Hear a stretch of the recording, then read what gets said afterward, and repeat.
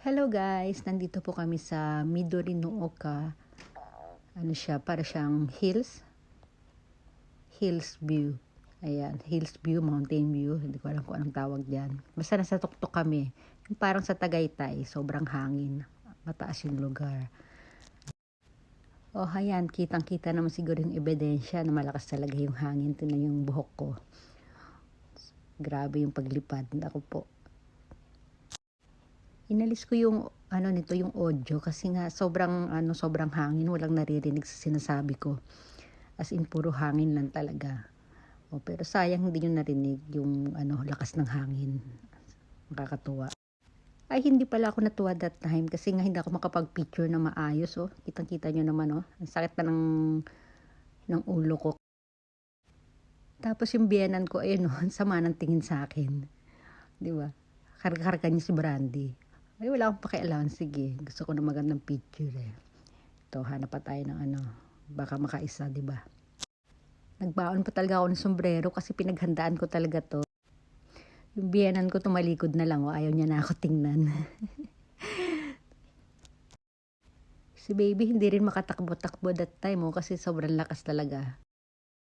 At mabuti na lang din at hindi ako nakawig. Dahil kung nakawig ako, tinan mo, hindi ko rin mai-pictorial yung sombrero ko. Ang ganda pa naman, bagay na bagay pa naman sa suot ko. 'Di ba?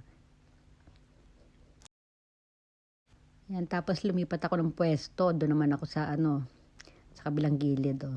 Wala, ganun pa din. Oh, hangin dito, hangin diyan.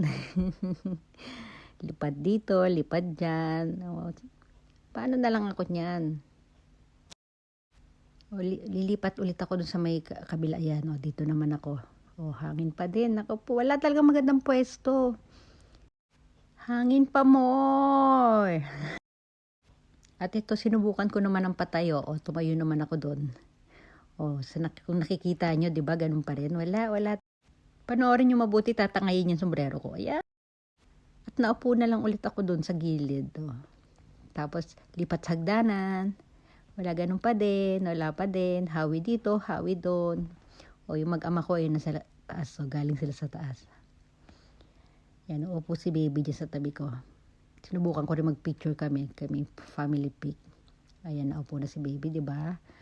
Nang pag-upo naman niya, ayan naman, hindi naman siya mapakali. O di ba? O, tatayo pa yan doon, o. O, tapos tinawag ko yung asawa ko, sabi ko, picture tayo. O, nung paglapit niya, hinabol ko bigla si baby. Pagkatapos, umakit naman ako sa taas. Ayan, sinubukan ko baka magkaroon ako ng magandang picture dyan sa taas. Wala pa din po. O, ayan, pa konti-konti lang. O. Pero mas okay ng konti dito kaysa sa baba. Sa dinami-dami kong pag-post nako, sumakit na lang yung yung liig ko. Wala din. Ayan, tumayo na lang ulit ako. Kinunan ko na lang yung paligid ko, paikot-ikot na lang ako dyan. O, hinayaan ko din buhok ko. O, diba? O, ang saya-saya. O, ang dami ko palang sinasabi dyan, hindi ko na tuloy maalala.